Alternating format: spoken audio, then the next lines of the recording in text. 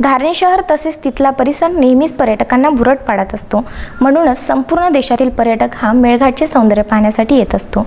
परंतु आता संचारबंदीमुळे जंगलात मानवांचा मुक्त संचार कमी झाल्यामुळे निसर्गाच्या सौंदर्यात आणखीनच भर पडली आहे।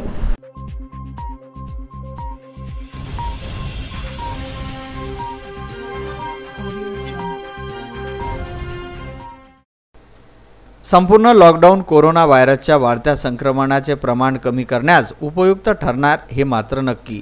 मात्र मेळघाटातील वातावरण ज्यामध्ये गेल्या खूप काळापासून नैसर्गिक सौंदर्याची कमी दिसत होती ते आता या लॉकडाऊनच्या दिवसात बघायला मिळत आहे। मेळघाटातील संपूर्ण वनसंपदेत एकच बहर असल्यासारखे चित्र दिसून येत आहे।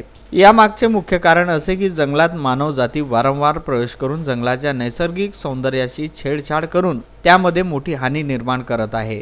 पण आता लॉकडाऊनमुळे सर्व लोक घरी आहे, परिणामी जंगलतोड, शिकार, रेत तस्करी, गौण उपवतची चोरी सर्व बंद असल्यामुळे मेळघाटातील प्रमुख नद्या सिपना, तापी, खंडू, खापरा, मेलडोह, कोकरी, गगडा, धुवा खळखळ वाहत आहे। तसेच झाडे झुडपे वाऱ्यांसह डोलत आहे व या डोलणाऱ्या झाडांवर पक्षी किलबिल किलबिल गाणे म्हणत सैरावैरा उडत आहे। इतकेच नव्हे तर जंगल प्राणी सुद्धा संपूर्ण जंगलात निवांतपणे संचार करीत आहे।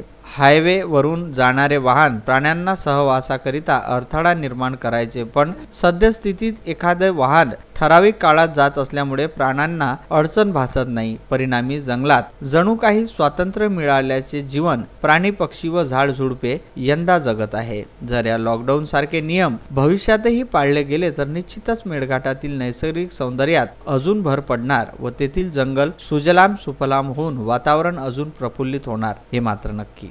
तसेच सकाळी पहाटे 6 वाजल्यापासून निरनिराळ्या जाती प्रजातीचे पक्षी सैरावैरा उडून किलबिल किलबिल आवाज करतात। त्यातच कोकिळेचा मधुर आवाज, सूर्याची प्रखर किरणे बघून मनमोहल्या जाते। जरी लॉकडाऊन असले तरी या प्रदूषणमुक्त वातावरणात लोक सोशल डिस्टन्सिंगचे भान ठेवत मॉर्निंग वॉक करत आहे, तर संध्याकाळी आपल्या घरट्याकडे परतणारे पक्ष्यांचे थवे, जंगलातील पहाडांच्या मधात मावळता सूर्य हे सर्व चित्र बघून खरोखरच मेळघाटात प्रफुल्लित वातावरण निर्माण झाल्याचा भास होत आहे। विदर्भ न्यूज करिता धारणी येथून तस्लीम शेख।